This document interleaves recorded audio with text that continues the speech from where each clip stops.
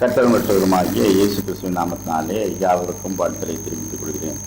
Rembrandt என்ற ஒரு பிரபல ஓவியர் 3 சிலுவைகள் என்று சொல்லி ஒரு ஓவியம் வரைந்தார். ஒரு மலையிலே 3 சிலுவைகள் காணப்படுகின்றன. நடுவில் இருக்கிற சிலுவை இயேசு கிறிஸ்துவின் சிலுவை. அந்த சிலுவையை முன்னதாக வைத்து அதுக்கு அருகிலே நிற்கும் மக்களையும் அதிலே வரைந்திருந்தார். அதில் பல வகை தோற்றங்கள் உடைய மனிதர்கள் இருந்தார்கள். கைகளிலே ஈட்டிகளை வைத்துக் கொண்டு காவல் காக்கிற போர் சேவகர்கள் இருந்தார்கள். நூற்றுக்கதிபதி இருந்தார். அவருக்காக புலம்பி அழுகிற ஒரு கூட்டம் மக்கள் ஒருவற்றை காட்டப்பட்டிருந்தார்கள். அவரை நிந்தித்து பரியாசம் செய்கிற வேதபாரகரும் பரிசெயரும் ஒருவற்றை காட்டப்பட்டிருந்தார்கள். சிலுவைக்கு அருகே அவருடைய தாயும் அவருக்கு அன்பான சீசனும் நின்று கொண்டிருப்பதை வரைந்திருந்தார். தூரத்திலே பயந்து ஒளிந்து அவருக்கு பின் செல்லும் ஒரு சீசனையும் கூட ஒரு சிறிய புள்ளியாக காட்டியிருந்தார். எல்லாவற்றுக்கும் நடுவிலே தலையிலே துண்டு போட்டுக்கொண்டு ஒரு மனிதன் தலை குனிந்து நிற்கின்றான். அவனையும் வரைந்திருந்தார். இந்த ஓவியம் மிக பிரமாதமாக இருந்தது. அதனுடைய ஒவ்வொரு காட்சிகளும் தத்ரூபமாக இருந்தது. ஆனால் இந்த தலையிலே முக்காடு போட்டுக்கொண்டு ஒரு மனிதன் குனிந்திருக்கிறானே, அவன் யார் என்று எல்லாரும் யோசித்தார்கள். அப்பொழுது அந்த ஓவியரோடு இருந்தவர் சொன்னார், அது வேறு யாரும் இல்லை, இதை வரைந்த அந்த ஓவியர் தான். அவர்தான் தன்னை அந்த சிலுவைக்கு அருகே தலையிலே முக்காடிட்டுக் கொண்டு கீழே குனிந்தவராய் வரைந்திருக்கிறார் என்று சொன்னார்கள். ஏன் அப்படி வரைந்திருக்கிறார்?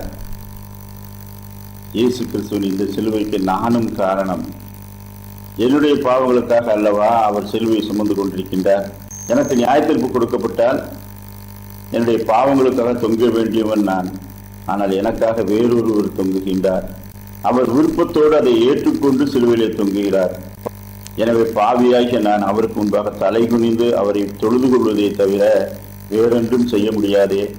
அவர் செய்த தியாகத்துக்கு நன்றி செலுத்த வேண்டுமே, அதை தவிர நான் ஒன்றும் செய்ய முடியாதவனாக நிற்கிறேன் என்று சொல்லி தன்னை தலை குனிந்தவனாக அந்த கூட்டத்திலே ஒருவனாக வரைந்திருக்கிறார் என்று சொன்னார். நாம் சிலுவையின் காட்சியை நோக்கி பார்க்கும்போது நாம் ஒவ்வொருவரும் சிலுவையின் பாடுகளுக்கு காரணர். நமக்காகத்தான் அவர் சிலுவை சுமந்தார். இந்த உலகம் ஒரு நீதிமான் தண்டிக்கப்பட்டார், அது அநீதியின் செயல், அவ்வளவுதான் என்று சொல்லி ஒதுக்கி விடுகிறது. ஆனால் நாமோ நமக்காக அவர் சிலுவை சுமந்தார் என்று விசுவாசிக்கிறோம். சிலுவையின் உபதேசம் கெட்டு போகிறவர்களுக்கு பைத்தியமாக இருக்கிறது. நமக்கோ நம்மை உயிர்ப்பித்து அவருடைய ராஜ்யத்திலே சேர்க்கிறது.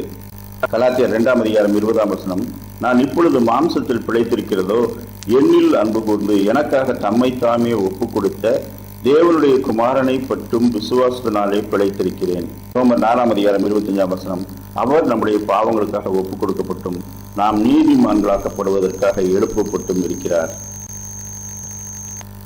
நாம் அவருடைய மரணத்திற்குள்ளாகி அவருடைய உயிர்த்தெழுதலுக்கு ஒப்பான உயிர்த்தெழுதலிலே பங்கடைவதற்கு நாம் அழைக்கப்பட்டிருக்கின்றோம். பாவத்துக்கு செத்து நீதிக்கென்று பிழைக்கும்படிக்கு கர்த்தர் நம்மை அழைத்திருக்கிறார். அவரை பற்றி கொண்டு அவருடைய உயிர்த்தெழுதலில் பங்கடைந்தவர்களாய் நித்தியத்திலே சேருவோமாக. கர்த்தர் தாமே அப்படிப்பட்ட நல்ல சிந்தனைகளை நமக்கு தந்தருள்வாராக. ஆமேன்.